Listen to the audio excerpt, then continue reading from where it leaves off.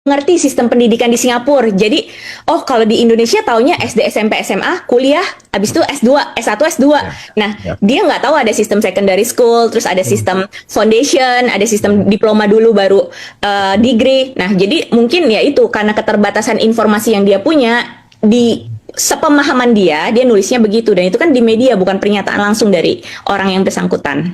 Ya, benar sepakat. Karena memang pun kalau kita mau mengkonfirmasi ke antara pun mereka juga harus bertanggung jawab. Kalau Rosino mengatakan bahwa yang menulis artikel itu atau mempublikasikan tulisan itu dari media, tapi ini kan dia cropping, jadi unsur kredibilitasnya kan juga masih dipertanyakan. Apakah data itu mengada-ada ataupun media sekelas antara pun harus melakukan blunder terhadap informasi, kan itu juga menjadi pertanyaan besar juga kan. Kita coba positive thinking lah.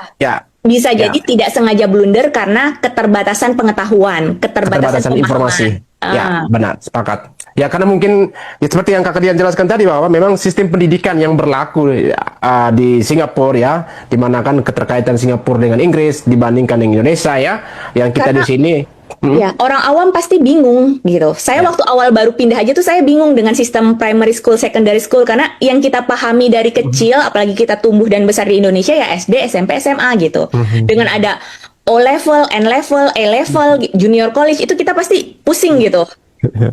Gitu, dan nggak semua orang paham kan, makanya di sini saya berusaha hadir untuk menjelaskan biar orang lebih punya gambaran. Apalagi tadi saya udah buka bagannya kan, jadi biar orang lebih kebayang lah. Baik, ada lagi Bang Andi? Ya, saya mengerti itu berarti gini, karena mereka juga berpatokan kayak ke Amerika ya. Amerika kan ada primary school, ada junior high school, ada senior high school. Nah, pemikiran orang Indonesia itu berpikiran ke sana. Nah, kalau ini kan ada satu penjelasan yang bahwasanya kurikulum Inggris itu sangat berbeda dengan kurikulum yang ada di Indonesia, maupun juga menurut saya yang di Amerika juga berbeda. Karena berbedanya begini, mereka punya junior high school, punya senior high school. Sedangkan yang di yang di Singapura maupun negara Commonwealth yang lain di Inggris itu menggunakan secondary primary school dan secondary school. Primary dan secondary school itu. Ya, pada dasarnya kan masalahnya adalah tahunnya. Kalau lihat ya tahun kelulusan sih sama saja kan, kalau katakanlah di Singapura 3 tahun ya. Kalau dijumlahkan itu ya memang 12 tahun juga in total kan, malah berkurang 11 tahun kan in total kalau kita lihat ya. Closing statement dari kalian, kira-kira apa yang mau disampaikan atau mau digaris bawahi dari gorengan isu inilah gitu?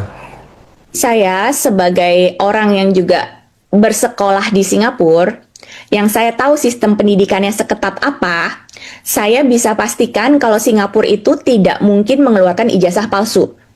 Jadi narasi yang beredar di publik itu kemungkinan besar adalah ketidakpahaman, ketidaktahuan yang malah sengaja dipanas-panasin nih, jadi bikin orang lain jadi makin panas. Padahal kalau kita bisa telusuri lebih jauh, kalau kita bisa jelasin dengan tenang, masyarakat pasti akan lebih paham. Jadi nggak perlu lah dipanas-panasin. Bila perlu ya mereka ke Singapura juga lah, biar berlibur di sana ya teman-teman mereka yang mempersoalkan itu.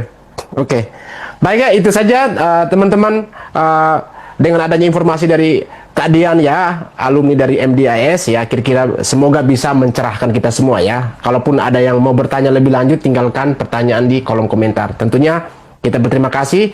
Kedepannya mungkin Kakak Dian akan banyak membantu informasi dari Singapura untuk Indonesia saja. Sekaligus promosi MDIS ke Indonesia ya.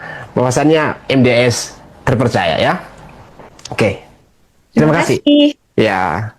Terima kasih, Mbak Dian. Terima kasih Kakak Dian.